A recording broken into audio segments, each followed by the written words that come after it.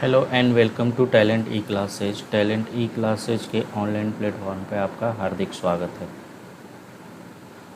आज हम acid base salt का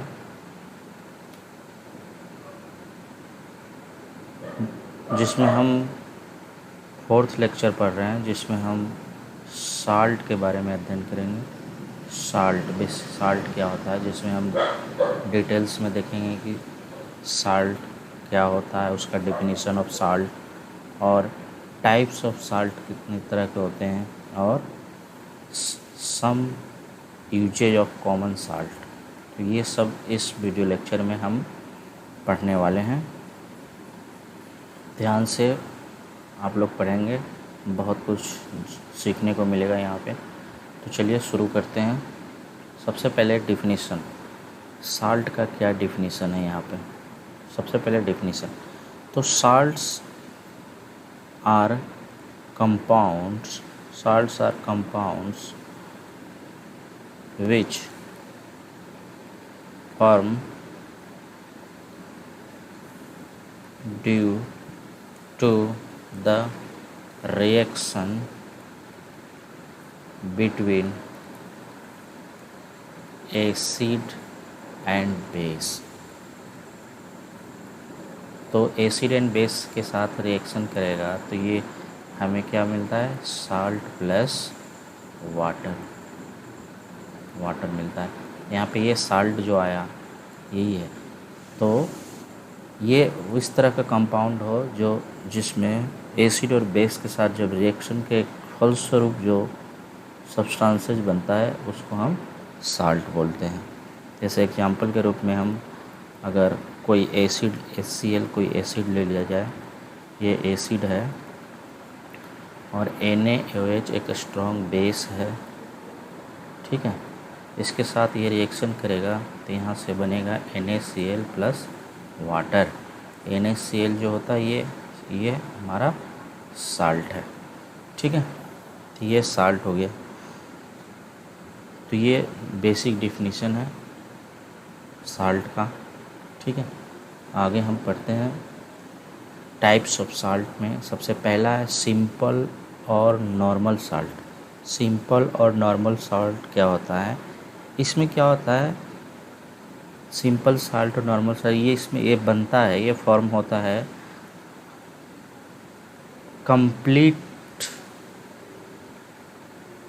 complete replacement of hydrogen atom. Replacement of hydrogen atom, ठीक है, from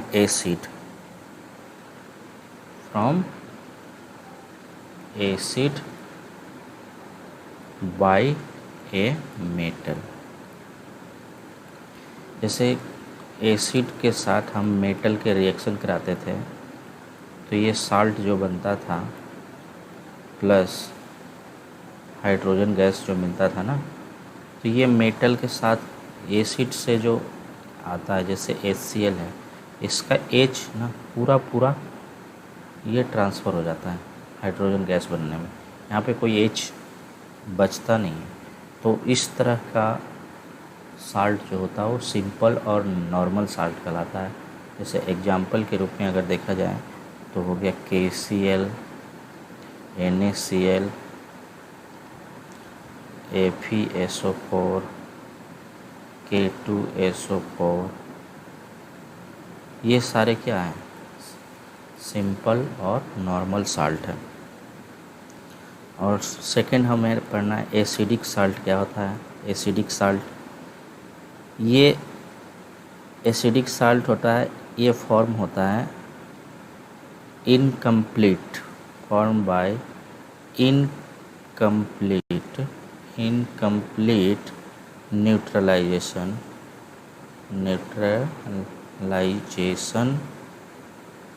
of hydrogen atom by base और मेटल, ठीक है, बेस और मेटल। इसमें अगर हम एग्जाम्पल इसमें इनकम्प्लीट होता है, मतलब कुछ बच जाता है, कुछ बच जाता है यहाँ पे, कुछ इसमें बच जाएगा। जैसे एग्जाम्पल के रूप में अगर कोई साल्ट हम ले लें, जैसे NaHSO4, तो यहाँ पे एक हाइड्रोजन बचा हुआ है साल्ट में, तो इसमें इसीलिए ये कर रहा है इनकम्प्लीट न्यूट्रलाइजेशन, पूरा पूरा हाइड्रोजन एटम नहीं रिमूव होता है यहाँ पे। तो इस तरह के साल्ट जो होता है वो होता है एसिडिक साल्ट होता है। और एग्जाम्पल के लिए में हम देखेंगे तो NaHCO3 ये भी है सोडियम बाइकार्बोनेट, तो इसमें क्या होता है H एक एक्स्ट्रा रह जाता है, इसीलिए हम ये H के प्रेजेंस के कारण ही हम इसे एसिडिक साल्ट बोलते हैं। साल्ट तो है पर एसिड का इसमें थोड़ा सा गुण आ जाता है, इसलिए हम इसे एसिडिक साल्ट बोलते हैं। नेक्स्ट हम लोग देखते हैं बेसिक साल्ट। ठीक है, ये भी क्या होता है, इनकम्प्लीट होता है, ये भी incomplete neutralisation, incomplete neutralisation of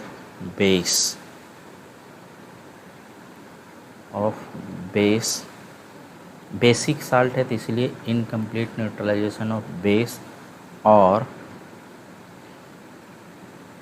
उसमें एसिडिक साल्ट में होता था इनकम्प्लीट न्यूट्रलाइजेशन ऑफ एसिड था।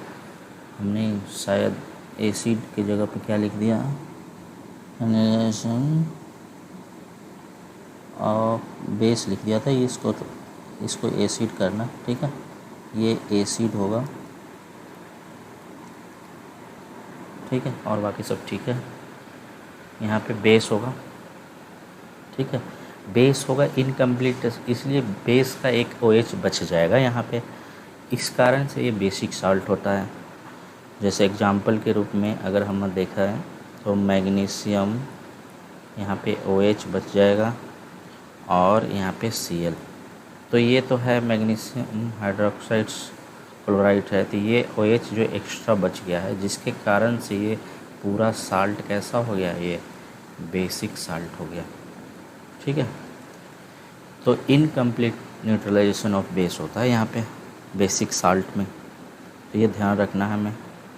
और एग्जाम्पल के रूप में इसका देखा जाए तो हम लिख सकते हैं Zn, लिख सकते हैं ZnOHCl, यहाँ भी OH एक बचा हुआ है। ठीक है, नेक्स्ट हमारा है डबल साल्ट। डबल साल्ट में क्या होता है, ये मिक्सचर ऑफ टू साल्ट्स होता है जो कि सॉलिड स्टेट में पाया जाता है। ये क्या होता है, मिक्सचर ऑफ टू साल्ट्स, और ये कैसा होता है, they exist only in solid state में पाया जाता है ये। ठीक है, एग्जाम्पल के रूप में हम अगर बात करें तो पोटास एलम।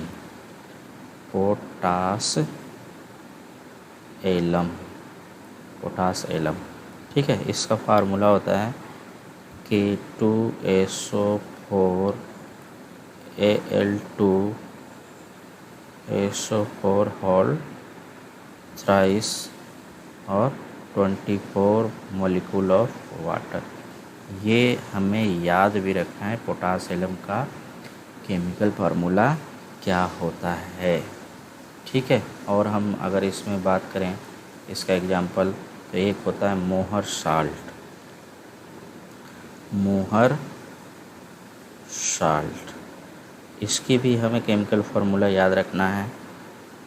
क्या होता है, FeSO4 NH4 whole twice SO4। ठीक है, और इसमें 6 मॉलिक्यूल ऑफ वाटर होता है। तो ये और ये दोनों कभी कभी ऐसे ही पूछ लेता है कि पोटासियम का केमिकल फार्मूला बताओ क्या होता है, मोहर साल्ट का केमिकल फार्मूला क्या होता है। और क्वेश्चन में ऐसे पूछेगा, in which of the following is the example of double salt. तो इस तरह से दो साल्ट का जब मिक्सचर होगा तो वो डबल साल्ट में श्रेणी में आ जाएगा, और ये ओनली सॉलिड स्टेट में एग्जिस्ट करता है, इसको भी ध्यान रखेंगे। तो ये था डबल साल्ट। अब हम नेक्स्ट देखते हैं कॉम्प्लेक्स साल्ट के बारे में। कॉम्प्लेक्स साल्ट क्या होता है? इसमें क्या होता है, कॉम्प्लेक्स नाम से ही आपको पता है कि इसमें जो साल्ट में आयंस प्रेजेंट्स रहेंगे वो कैसे होंगे? कॉम्प्लेक्स होंगे। आयंस कैसे होंगे? कॉम्प्लेक्स होंगे। और ये सॉल्यूशन में एग्जिस्ट करता है। एग्जिस्ट कैसे करेगा? सॉल्यूशन में। ठीक है। जैसे एग्जाम्पल के रूप में हम देखेंगे K4FeCN6। ठीक है, ये इस तरह से बन रहेगा। तो ये एक सेंट्रल एटम होता है K, इसके आस पास ये मौजूद होता है। अगर ये यहाँ पे इसको हटा लिया जाए तो यहाँ पे K प्लस में आ जाएगा और जो बाकी बचेगा FeCN6, इसके ऊपर चार्ज जो आ जाएगा वो -4 चार्ज हो जाएगा, क्योंकि K4 था तो -4। तो ये जो आयन हमें दिख रहा है ये कैसा सिंपल आयन तो है नहीं, ये कॉम्प्लेक्स आयन है। तो एक सेंट्रल एटम के बीच से 4 सराउंडेड कॉम्प्लेक्स आयन है, इसलिए इसे हम कॉम्प्लेक्स साल्ट बोलते हैं। ठीक है। उसके बाद हम नेक्स्ट मिक्स्ड साल्ट देखते हैं। मिक्स साल्ट में क्या होता है? ये क्या होता है? ये गिव्स करता है more than 1 cation and anion. Cation and anion. ठीक है, एक से ज़्यादा कैटायन और एनायन अगर देता है, कब ये देगा? जब इसको हम डिजोल्व करेंगे, डिजोल्व इन वाटर। अगर इसको हम पानी में घोलेंगे तो मोर देन 1 कैटायन एनायन देता है, तो उस तरह के साल्ट को हम क्या करेंगे? मिक्स साल्ट कर दें। जैसे एग्जाम्पल के रूप में हम लिखें तो ब्लीचिंग पाउडर इसका एग्जाम्पल है। ब्लीचिंग पाउडर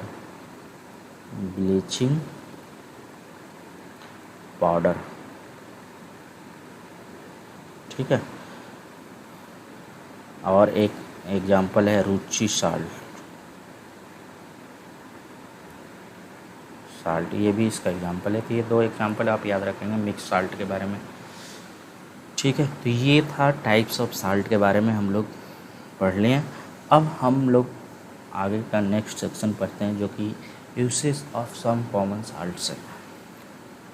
इस कॉमन साल्ट्स का क्या यूज है? तो सबसे पहला आता है हमारा सोडियम क्लोराइड, NaCl।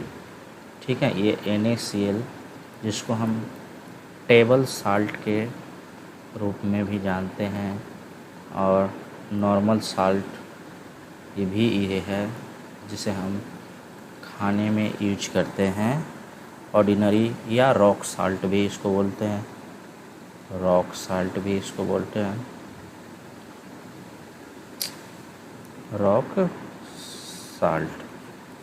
साल्ट भी इसको बोलते हैं। इसका क्रिस्टल जो होता है, क्रिस्टल ब्राउन कलर का होता है। ठीक है, ये ब्राउन कलर का इसलिए होता है क्योंकि इसमें इम्प्योरिटी पाया जाता है, इम्प्योरिटी प्रेजेंस होता है, जिसके कारण ये ब्राउन कलर का होता है। ठीक है, इसका हम यूज खाने में करते हैं जनरली। और ठीक है, और सोडियम बाइकार्बोनेट आ जाते हैं। सोडियम बाइकार्बोनेट का फार्मूला अभी देखे थे, NaHCO3। सोडियम बाइकार्बोनेट, इसको हम बोलते हैं खाने वाला सोडा भी, खाने वाला सोडा। तो इसका कहाँ यूज होता है फिर? तो इसको सबसे पहले भोजन बेकिंग पाउडर बनाने के लिए यूज किया जाता है। पाउडर और एंटाएसिड। ठीक है, बेकिंग पाउडर में हम लोग यूज करते हैं, जैसे पूरी को फुलाना हो तो उसमें भी हम यूज करते हैं, केक को फुलाना हो उसमें यूज करते हैं। मतलब कि खाने में जो चीज़ स्पंजी बनाना हो उसको हम सोडियम बाइकार्बोनेट का यूज करके हम उसे बना सकते हैं। और इसका यूज फायर एक्सटिंग्विशर में भी होता है, आग बुझाने वाले डिवाइस बनाते हैं। फायर एक्सटिंग्विशर डिवाइस में हम इसको यूज करते हैं। तो ये सोडियम बाइकार्बोनेट का हो गया यूज। इसका फार्मूला भी हमें याद रखना है, NaHCO3। ठीक है, नेक्स्ट हम देखते हैं इप्सम साल्ट। तो सबसे पहले तो इसका फार्मूला ही याद रखना है। इप्सम साल्ट का फार्मूला क्या होता है? तो सबसे पहले इप्सम साल्ट का फार्मूला लिख लेते हैं। मैग्नीशियम सल्फेट के साथ अगर 7 मॉलिक्यूल ऑफ वाटर आ जाए, ठीक है, तो हम इसे इप्सम साल्ट बोलते हैं। ठीक है, और इप्सम साल्ट हो गया ये। इसको हम यूज कहाँ करते हैं? तो इसको हम मेडिकल में हम इसको यूज करते हैं। ठीक है, एक और होता है, ये भी कई बार पूछ लेता है, कैलोमेल। इसका भी फार्मूला पूछ लेता है कि क्या होता है, तो ये भी याद रखना है, Hg2Cl2। कैलोमेल का होता है Hg2Cl2, ये भी फार्मूला याद रखना है। ये भी याद रखना है इप्सम साल्ट का क्या फार्मूला होता है, कैलोमेल का क्या फार्मूला होता है, ये भी कभी कभी पूछ लेता है। ठीक है, उसके बाद जिप्सम तो आप जानते ही हैं, बहुत ही इम्पोर्टेंट है। इसका फार्मूला क्या होता है? तो CaSO4, इसमें 2 मॉलिक्यूल ऑफ वाटर होता है, तो ये जिप्सम कहलाता है। ठीक है, अगर इसमें से हाफ मॉलिक्यूल ये 2 मॉलिक्यूल, इसमें से 1.5 मॉलिक्यूल ऑफ वाटर अगर ये बाहर निकल जाता है तो ये फिर बनाता है CaSO4 और हाफ H2O। तो ये कहलाता है plaster POP, plaster of Paris. POP plaster of Paris कैसे बनता है? जब जिप्सम CaSO4 2H2 में से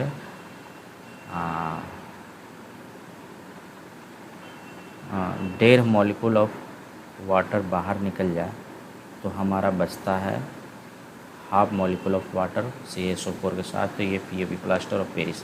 इसका यूज कहाँ होता है? प्लास्टर ऑफ पेरिस का यूज होता है प्लास्टरिंग करने में। ठीक है, प्लास्टरिंग, जैसे किसी का हाथ टूट जाता है तो POP से हम यूज करते हैं टॉय बनाने में, मेकिंग टॉय, डेकोरेटिंग करने में।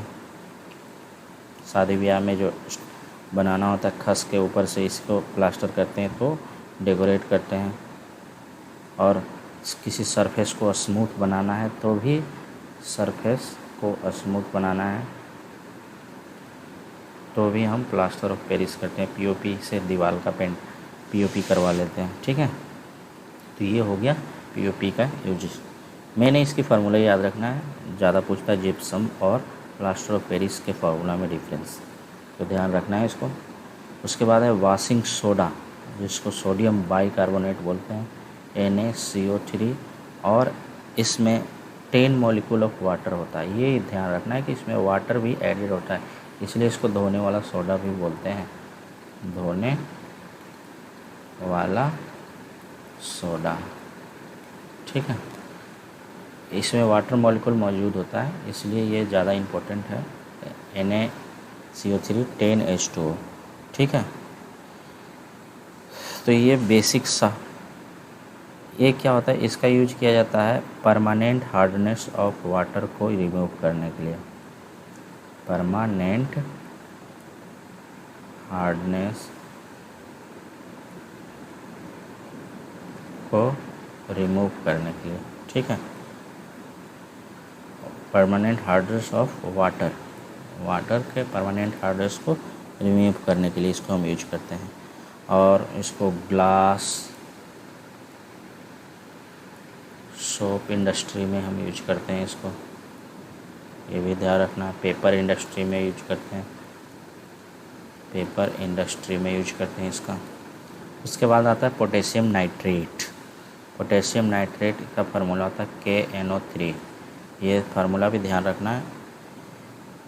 इसका यूज करते हैं हम लोग गन पाउडर को बनाने के लिए, गन पाउडर जो कि एक एक्सप्लोसिव है, और हम इसका यूज करते हैं पटाखे बनाने में, फायर क्रैकर्स, ठीक है। और इसका हम यूज करते हैं ग्लास इंडस्ट्री में, ग्लास इंडस्ट्री में हम यूज करते हैं। और हम इसका यूज करते हैं प्रोडक्शन ऑफ फर्टिलाइज़र। मेन इसमें गन पाउडर ही पूछा जाता है, फायर क्रैकर्स पूछा जाता है कि इन दोनों में क्या यूज होता है, तो पोटेशियम नाइट्रेट यूज किया जाता है KNO3, ध्यान रखना है इसको। नेक्स्ट हम लोग देखते हैं कॉपर सल्फेट। कॉपर सल्फेट, इसका क्या यूज है? कॉपर सल्फेट का सबसे पहले फार्मूला देख लेते हैं, CuSO4 और 5 मॉलिक्यूल ऑफ वाटर होता है इसमें। इसका यूज करते हैं कॉपर सल्फेट का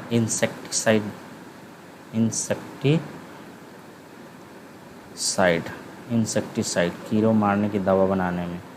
और कहाँ यूज होता है? इन इलेक्ट्रोप्लेटिंग करने में यूज किया जाता है, ठीक है। और प्रिंटिंग इंडस्ट्री में भी यूज किया जाता है, प्रिंटिंग इंडस्ट्री में भी यूज किया जाता है। और कहाँ यूज किया जाता है? प्यूरिफिकेशन ऑफ कॉपर में यूज किया जाता है, प्यूरिफिकेशन ऑफ कॉपर। तो ये हो गया कॉपर सल्फेट का use, insecticide, electroplating, printing industry, purification of copper. और हमारा ये लास्ट जो है पोटास एलम, इसका हम लोग कहाँ यूज करते हैं? इसका सबसे पहले तो फार्मूला पूछा जाता है, तो K2SO4 and Al2SO4 whole thrice 24H2O। ये 2 साल्ट से का मिक्सचर होता है, ठीक है, इसलिए इसको हम डबल साल्ट भी बोलते हैं, ठीक है। अभी पीछे पढ़े थे हम लोग। ये पोटासियम का फार्मूला है, इसको हम यूज करते हैं प्यूरिफिकेशन ऑफ वाटर, वाटर को शुद्ध करने के लिए हम यूज करते हैं। मेडिकल में हम ड्रग्स को बनाने में यूज करते हैं, ड्रग्स मैन्युफैक्चरिंग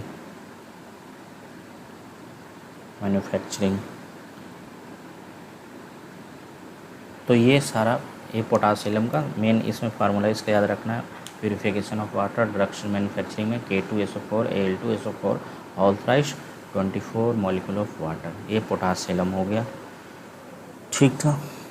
चलिए, ये तो था साल्ट के बारे में पूरा डिटेल्स। और हम अगले वीडियो में क्या पढ़ने वाले हैं, उसमें हम लोग पढ़ेंगे pH स्केल क्या होता है, pH स्केल की खोज किसने की थी, पूरा डिटेल्स में pH स्केल का फॉर्मेशन क्या होता है, एसिडिक मीडियम pH के कितना मान के लिए होता है, बेसिक मीडियम pH मान, न्यूट्रल क्या होता है, pH of some common substances का pH जो डायरेक्ट एग्जाम में पूछा जाता है, दूध का pH कितना होता है, रक्त का pH कितना होता है, 7.4 होता है। ये सब हम नेक्स्ट वीडियो में पढ़ेंगे। और importance of pH in everyday life, ये pH का हमारे एवरीडे लाइफ में क्या इम्पोर्टेंस है। जैसे हमारे माउथ का pH अगर कम हो जाए तो हमें क्या करना चाहिए, दांत को डीके से बचाने के लिए क्या करना चाहिए, ये सब importance of pH in everyday life में आता है। तो ये हम अगले वीडियो में पढ़ेंगे। अगर ये वीडियो आपको अच्छा लग रहा है तो लाइक शेयर एंड चैनल को सब्सक्राइब ज़रूर करें। आशा करता हूँ इस वीडियो से आपको कुछ ज़रूर सीखने को मिला होगा। Thanks for watching. Have a nice day. Thank you very much.